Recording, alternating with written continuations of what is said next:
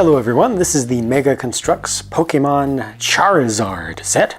Obviously, this is a highly desirable character to collect, and it comes with the stand like that, so you can make Charizard actually appear to fly. You can adjust the angles of the wings to bring them up, although you can't really bring them much farther up than that at the same time because the joints kind of conflict against each other. But as they are up, you can kind of bring them in and out, and of course you can also bring this down to the ground. I just really like this ability to have it up in the air like this, you know, without adding any additional parts. They just have some clear pieces here, and then a couple of spikes or kind of spires around the very small basic terrain build. Also comes with a super ball in the small size, and I believe this is going to be exclusive to this set, at least for now. That's a printed piece on top and a pre-printed piece for the center there.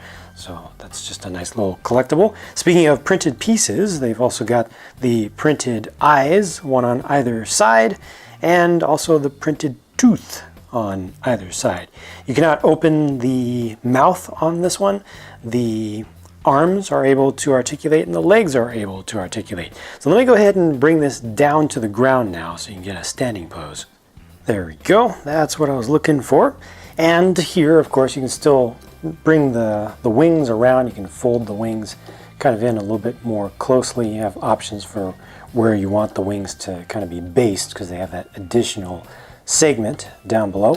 These wings themselves are painted or printed on one side, and they give you two sets that are printed up differently. The arms are able to move around on ball joints, so you can bring those in and out. I think the shape of the arms is actually pretty appropriate for this character. You're not able to bring those arms forward very much except at the lower arm segment. You can't bring the upper arm forward because these pieces are in the way. You can just take these pieces off if you want to get a little bit, well, a lot more range. That actually helps quite a lot. So if you need that option, that's available, but otherwise it just gets in the way a little bit. You can also move the head around. It's on a single ball joint, so that I can angle up, angle down a bit. That's a pretty good shape for that head, actually.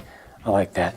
The legs are on ball joints as well, but there's not quite as much that you can do with those. So this can be rotated forward and back, and then the foot is also on a ball joint, so that's especially useful when it's in the air.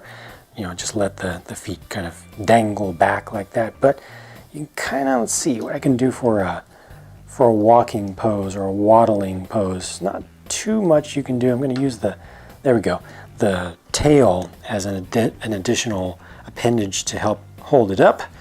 Yeah, that kind of works. It's gonna just have a waddle anyway, so bring this forward, bring this back, something like that, and you know, the head kind of twisted off to one side. I think the color is good, the overall shaping is good for something that's brick built, and the level of articulation is okay. It's not great, but it's okay. Not necessarily the most agile creature in universe in terms of how it flexes and all, but I guess this is a decent representation of that. The tail, at least, can be moved around all kinds of ways. That has 3 ball joints on there. And this, I believe, is a new piece as well for the Pokemon line. Here they've got it done with kind of a marbled, transparent yellow, or kind of like a transparent yellowish orange. And then there's some yellow inside of that that's marbled in to give it a little extra depth, and some red or reddish orange. So 3 colors in total. Gives it kind of an amber kind of appearance, and it lets some light through. It's just a nice finish. That works out pretty well. I wish that these studs on the back were covered up, because so much of this is pretty smooth in its design that I think these kind of stand out in a bad way.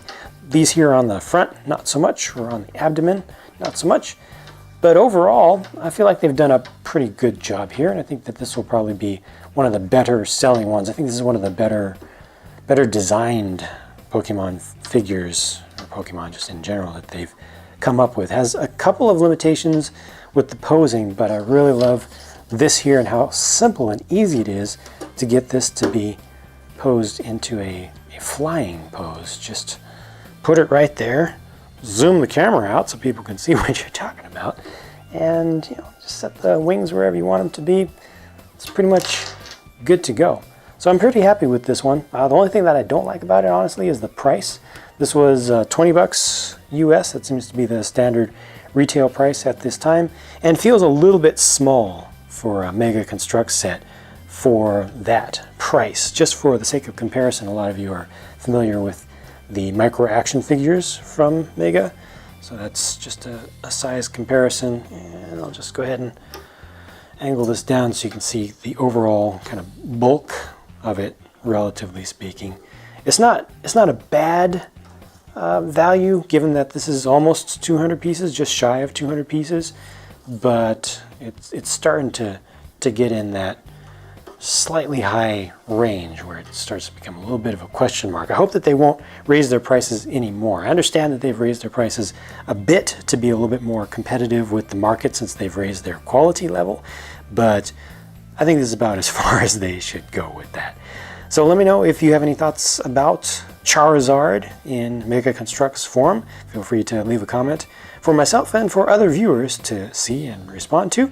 And I hope that I showed you everything you wanted to see about this particular set. I'll be talking to you again soon because my next video is on the way.